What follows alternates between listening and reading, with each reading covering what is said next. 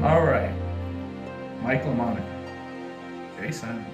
Saram, sir. Saram to you. You've been a number of times, I believe 5 times, which is a lot for the average Westerner, to see Sai Baba in India and spend up to 4 months at a time there at the ashram. And we're looking forward to hearing from you some of the experiences you've had. Is there anything that jumps out to you? Anything that you want to share just getting started? Yes, one that you just mentioned.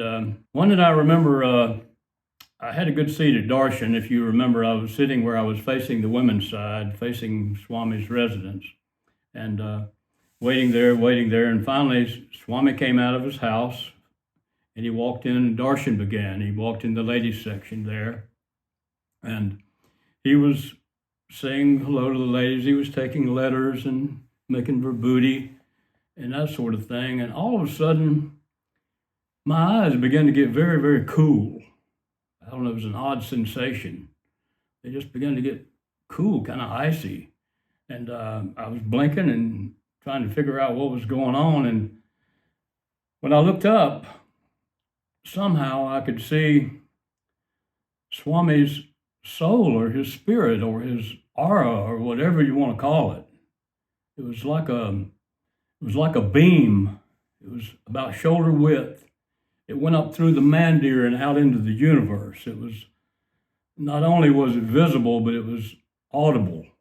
It had like a hum, like high voltage or just a hum to it, like energy, like vibrating. And it looked like light, but it really wasn't light. I don't know how to explain it. As I said, so this was going on. I was trying to gather all this in, and I began to look around, and that same material that I saw that Swami was, I saw that everybody was composed of that. As I looked around the room, I could see people had that same element around them. Everybody, as they moved, as they walked, the Sivadals, everybody, all had that same element around them. And then I remember I felt something crawl on my hand, and I looked down, and it was a fly that was walking across the back of my hand. I looked down, and that fly even had that same material, that same element around them. It was like we were all connected and made out of the same thing somehow. But Swami's essence was much broader and much brighter, and I wish you could have heard the energy that it emitted, even from way on the other side of the Mandir. So that's one thing that stood out to me. Okay, so I'm going to unpack this a little bit. What do you remember about the colors of the aura? What do you remember about the sound that you heard? The color of the aura, as I said, it looked like light, but it really wasn't light. It was almost a material, almost. Okay. It wasn't transparent, but it looked like light, like a bright light about shoulder width. It went straight up, and it went out the Mandir, as I said, up through the roof, and I realized it went out into the universe. And as far as the sound, have you ever heard electricity, like at a sub plant or something, that hum, that constant hum? Sure. That's the sound that it had. It was the vibration of Just power. Frequency. Yeah, frequency of it. Uh-huh. Realized it was a very powerful sound. So the palpable light, was it yellow? Was it blue? Was it what No, did it look like? More white. White. Yes. Somehow I was granted some sort of to see something, you know. Now, you don't generally see this most of the time. No. Have you ever seen it before? No. Just this one time? Well, I was curious about auras, you know. I've studied auras, you know, back when you read books about it and things like that, and tried to with some photographs you can take auras, and I studied some of that out of curiosity, but nothing to this like this one, nothing to this magnitude at all. How long did it last? Probably, I'd say 3 or 4 minutes. Okay. I didn't have complete understanding. I don't know what to call it now. What do you call it? His soul, his aura, his power, his life? I don't know what to call it even now, you know. The coolness in my eyes went away too after that. I didn't understand the coolness, but maybe, as I said, maybe in another dimension or something, to see something like that, maybe you needed some sort of physical help, maybe, or something. Right. So that it could be granted to see it. Maybe your eyes needed to be in a different plane or a different level, perhaps. Oh, fascinating. That is an interesting concept. When it was over with, as you mentioned, I said, well, you know, I wonder why I saw that. What is this? Is it that we're all made of this? That's the only thing that I could really decipher from that observation of that. So this is what we're made of. We're all made of the same thing, of that element. Well, I'm God, but I'm not that. You know what I mean? Yeah. I mean, I may have a little spark, but I don't have, my aura doesn't go through the Mandir out into the universe at this point. At this point, it doesn't, you know. There may only be Does that make any sense to me? I mean, yes, it makes a lot of sense. I wish I could relay and you could see it, the awe. I was in awe to see it. It was a reality, and I didn't lose consciousness or anything like that. Happened with eyes open, so to speak. Absolutely, and ears. Right. And ears. I kept notes as they came to me, and I looked back at this little notebook that I had. It was just small that I could carry with me, but the pages were filled up. It advanced to this point for me. One time, while bhajans were going on, I was granted a few moments of Ananda. I was lifted up, and I joined that for 30 seconds. It was so joyful, just for that moment. And I knew when I returned, so to speak, whatever, that I had been allowed to experience that. So that to me was like a culmination. Said, you know, here you are, you see, for a moment, about 30 seconds. And it was so joyous. It was such a connection and such a wonderment to feel that just for a few moments. And that was near the end of one of the trips. Was there a certain time or a certain moment in which you had a revelation about who Sai Baba was as it related to you and your beliefs? Not really. No. Okay. Not that. It was just the culmination of the experiences, maybe the many darshans, or maybe that. I will relay one other thing. I played golf with him one time. Okay. Let's get into this. Played golf. Let's get into this golfing with Swami. Yeah, I was playing golf by myself one day. It was during the week. Wasn't many people at the golf course. I was going to play a little practice round and practice. And so I got to the first tee, and I teed up. Now, this first hole at this course is a long par 5. It's a good par 5, about 560 yards or so. So I teed the ball up, and I hit a pretty good one. It went a little to the right, but it was a good shot. And I bent down to pick up the tee, and I looked back, and who came walking up? Here comes Swami. Really? Walking right up. You're not telling He's tales barefooted. out of school here. Huh? You're not telling tales out of school here. He came walking up, he's barefoot, had on his robe, and in his right hand he had a little twig, a little branch or something, like a stick. Okay? Stick. And he's kind of switching it around like this, kind of flipping it around. And on the end of it is curved a little bit. And so he walks up. I didn't see him drop a ball or anything, but all of a sudden there was a ball there on the tee. Okay? And Swami comes, and he doesn't swing, but he just kind of flicks his wrist. Pow! About 300 yards right down the middle. Okay, now let's come rein it in. Now this is happening in live time at a golf course. Which golf course was it at? Indian Springs, Marianna, Florida. Marianna, Florida. Yeah. What time of year was this happening? Do you remember? I don't remember. It was warm. Warm. It was warm. I was in short sleeves. It was early in the morning. It was probably like, the dew was still on the grass, so it was probably 8 o'clock, something like that.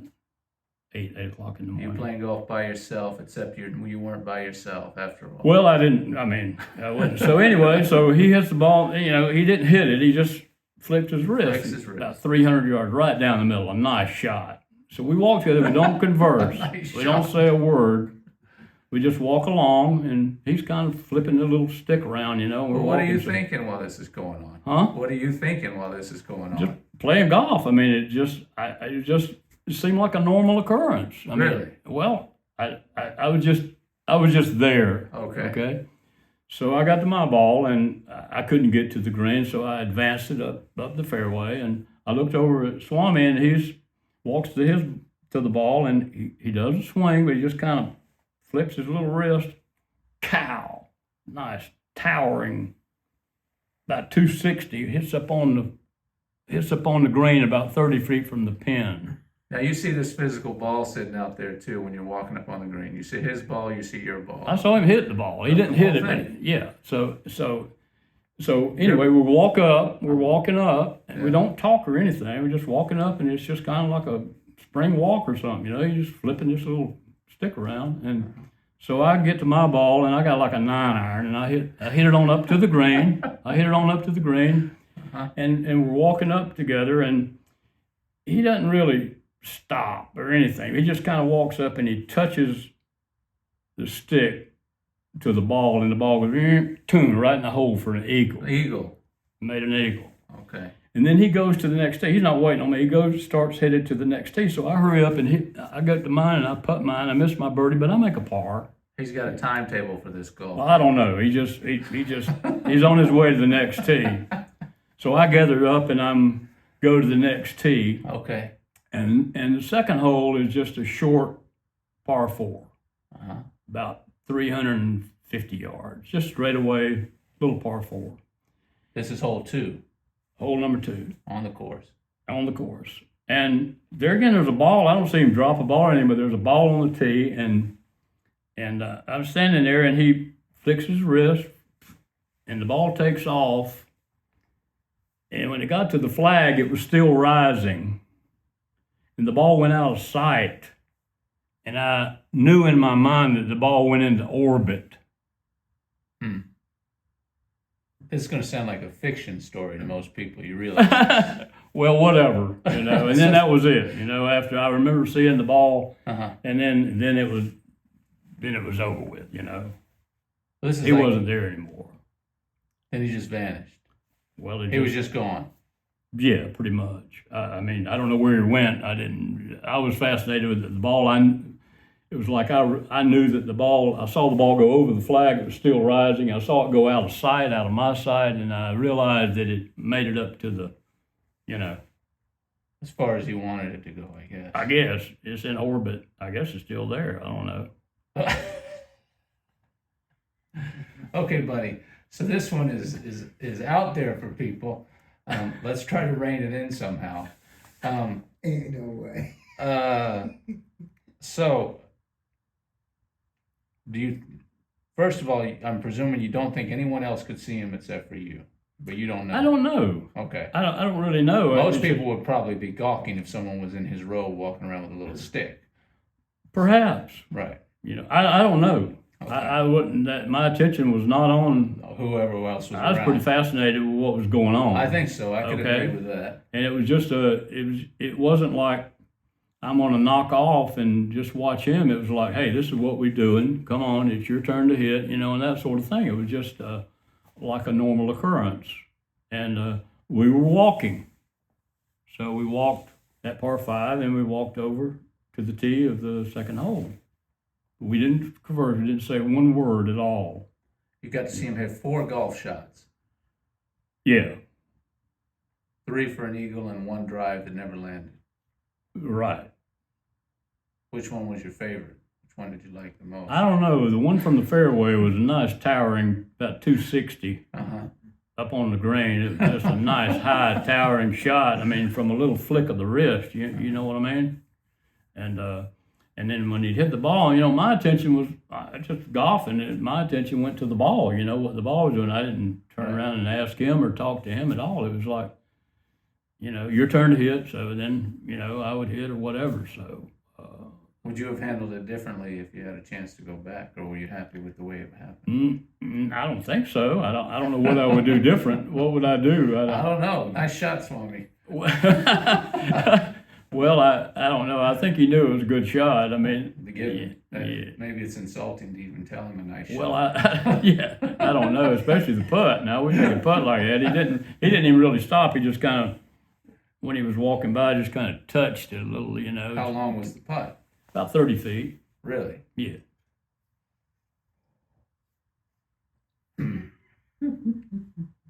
You played golf with Swami, sir. Well, that's your story. You're 100% this actually happened. Yeah, absolutely. Okay. Absolutely. You understand some people. Well, I don't know what to believe. say. I mean, you know, it's just a day on the links. What can I say, you know? Yeah, no, it's not just a day on the links. Well, I disagree. well, it seemed that way, you know. It seemed like just a natural thing. It didn't seem anything extraordinary when I was there, you know. I mean, it was like, I agree with that. yeah, if you said, I've "Hey, seen come his on, let's walk miracles. out to your car," what would you say, you know? You're just doing it. Yeah, just doing it. I mean, what you're saying is I should have said, "Hey, what's your handicap?" or something like that. I don't know, man. I really don't know what you're supposed to do in that situation. You putt like this all the time, Swami. I Maybe mean, your I didn't know. just right. I don't know I didn't know. I still don't know what I would say. I mean, Right. The action was enough. You know? I mean, it was. You know, it's so staggering you can't really comment on it, I guess. Also, it seemed staggering to me. It was just what it was. I'm really not staggered about it. You know, it just seemed a happening. Just happened. Yeah, it just seemed a happening. So, just kind of doing it. I mean, personally, I feel like my mouth would be on the grass when Swami showed up next to me and about to tee off. Well, it was a little startling, you know. I mean, it was a little startling that. I mean, but I just you accept what's going on. I mean, it was just an acceptance. It was like a natural thing. Believe me. No, there wasn't anything extraordinary to it except the result. The golf shots. Yeah. And the fact that it's a little stick. Yeah, it was just a little, like a twig about the size of your little finger, maybe somewhere in there. You know, just a little twitch. You know, just a little branch or something, like a little stick. So when he was there, you've been around him a lot in the physical sense for months at a time when he would come for Darshan and so forth. It was just like that, the same kind of Yeah, he was experience? barefooted. Yeah. Had his robe on. Uh-huh. Just little shuffling steps, you know. He's little, you know. He's not very big. That's one of the interesting things, you know. Yeah, he's not. He's little. Yeah. 5 foot? I don't know. Probably a little more than that, maybe. Or with the hair, like, yeah. Yeah. He gives appearance because of the hair, but he's not a big stature at all. Right. Sure hit the ball pretty good. Yeah, apparently. Believe me. I don't know whether to shake your hand or congratulate your feet or what.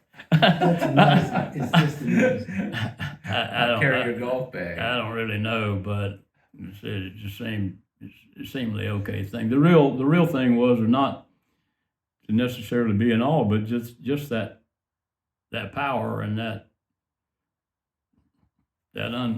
godliness. What do you to draw hit a ball in orbit? Okay, think of that. Who is Sai Baba? Who? Or what? Or however you want to define it. Yeah. I think he's all things. I like his phrase that he says that everybody who worships the same God just wears a different robe, you know. If you want to be a Baptist, well, be a Baptist. Just be a good one, you know. You want to be a Hindu? Hey, be a Hindu, but be a good one. You want to be a Catholic? Fine, but be a good one. So I think he's all gods, you know. Well, you actually saw Swami and played golf with him. Yeah. Good stuff, buddy. That's good stuff. I don't know what to say, fellas. Golfers are going to be paying attention. You seem to be a lot more astounded about it than I am. You know, I don't know why. Well, that's because it happened to you. I guess I don't know. I wish you could have seen the ball. Yeah, good shots. That one that took off over the flag. It was like, oh goodness, it goes out of sight. You know. That's a fantasy that every golfer has, that they can hit a ball that just never lands. So you got to see it. Yeah. It's still up there, you know, really. It's still up there. If you ever read it, it hits the space shuttle or something, if golf ball, you know, hit headlines, golf ball Good hits try, the space Swami. shuttle, then you'll know why, okay? You know why. I love it. Mike, thanks for sharing all your stories. It's been amazing. Really has. You're one of the luckiest golfers in history. I don't know if it'd be better to win the U.S. Open or to see what you've seen. Well, But we appreciate you sharing your stories. Jai Sai Ram. Sai Ram, thank you, sir. Thank you. Thank you very much.